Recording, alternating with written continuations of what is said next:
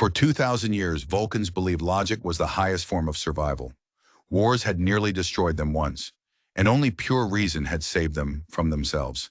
They trusted equations, structure, restraint.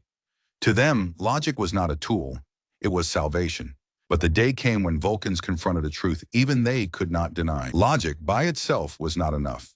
The moment unfolded during the founding years of the Federation, when a crisis struck that no formula could solve. A Romulan fleet had appeared at the edge of Federation space, silent, cold, and patient as the stars themselves. They made no demands, issued no threats. They simply watched, and every world in the new alliance trembled. Vulcans studied the data. Every calculation pointed to one conclusion: wait, do nothing. To act was to invite destruction. But humanity could not sit still. Captain Althea Morgan, young and untested by Vulcan standards, refused to remain idle while fear devoured the Federation from within. Against Vulcan protests, she took her ship, the Resolute, to meet the Romulans face to face. Not with superior weapons, not with a grand plan.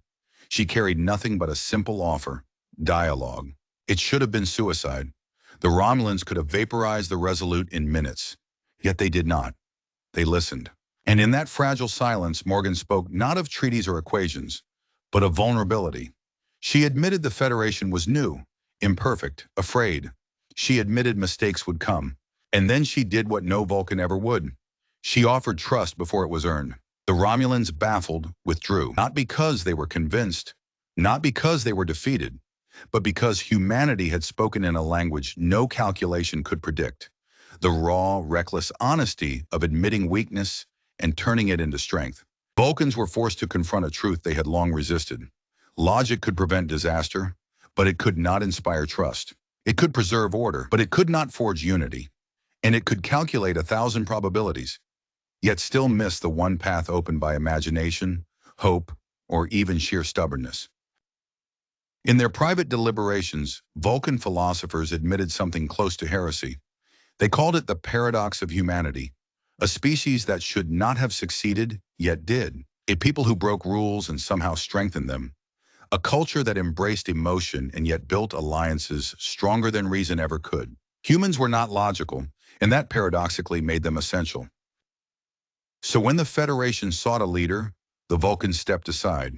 Not because they were weak, not because they had nothing to offer, but because they understood that their greatest strength, logic, was also their greatest limitation. They could guide, they could temper, they could advise, but they could not lead a galaxy that needed more than reason. It needed audacity, it needed empathy, it needed the impossible dreams of humanity. History remembers the Vulcans as wise, but their greatest wisdom was humility. They recognized that leadership belonged not to those who calculated best, but to those who dared most. And humanity, reckless, fragile, illogical humanity, dared more than any other species in known space. Years later, Ambassador Saval, one of the last of the old guard, put it in words that still echo in the Federation Council chambers. Logic is the beginning of wisdom, he said, but it is not the end. The end belongs to humanity. And so the answer to the question, why did Vulcans let humans run the Federation, is simple. Because Vulcans, who trusted logic above all else, made the most logical choice of all, to entrust the future to dreamers. For only dreamers could shape a galaxy worth living in.